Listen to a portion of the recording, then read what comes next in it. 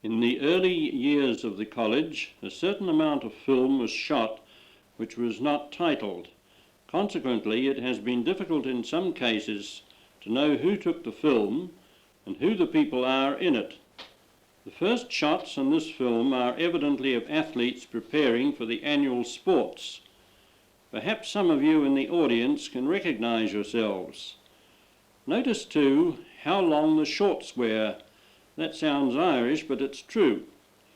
We don't realise how fashions change.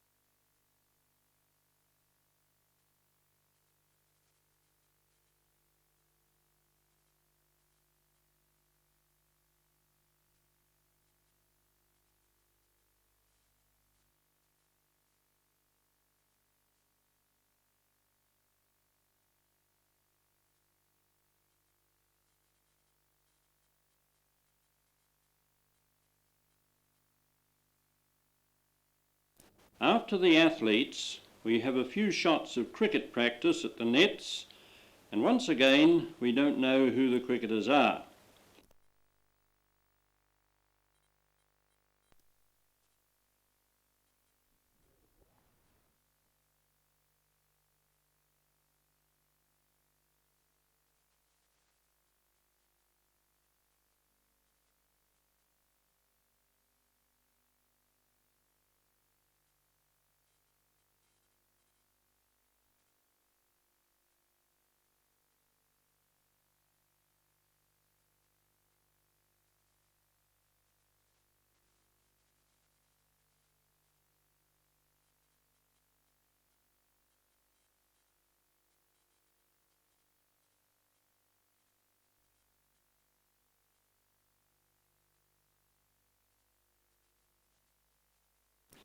Now let's take a look at the Fete. In the first 50 years of the life of St Andrew's College, 4 fetes have been organised for the purpose of raising funds for various objects connected with the school. These fetes were held in 1932, 1948, 1954 and 1958. The immense task of organisation fell primarily on the shoulders of Mr G.A.M. Hilson, insofar as the 3 latter fetes were concerned. In the Depression years, from about 1930 to 1934, finances were a constant worry, and the roll had dropped very considerably. The old boys at that time did everything possible to help the college financially. They launched an endowment scheme whereby life insurance policies were taken out in the name of the college. They held dances in various country areas and sent the profits to the school, and they had a major share in the running of the 1932 Fete and in stocking the various stalls. This monster Fete raised the princely sum for those days of £1,642, an effort described at the time as one of the most successful of its type throughout New Zealand. Country areas were canvassed for goods of all types, and older old boys will still remember the stream of farmers' trucks bringing in produce and goods to the Fete. It was opened by the Right Honourable the Prime Minister, Mr G.W. Forbes, the rector at the time being Mr A.K. Anderson, and the chairman of the Board of Governors, the Reverend L.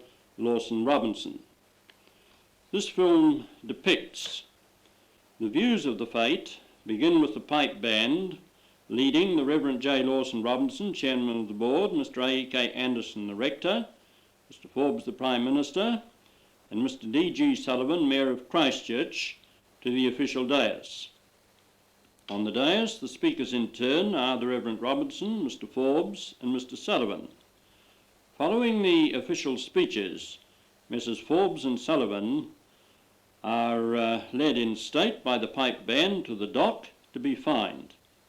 Very comprehensive coverage is then given of the Fete itself, with stalls and sideshows. Brief glimpses are seen of Mr L.W. Stewart and Mr M. Ledbetter. You can realise that this film in this year of 1966 is very valuable and gives very interesting views of those almost faraway days of 1932.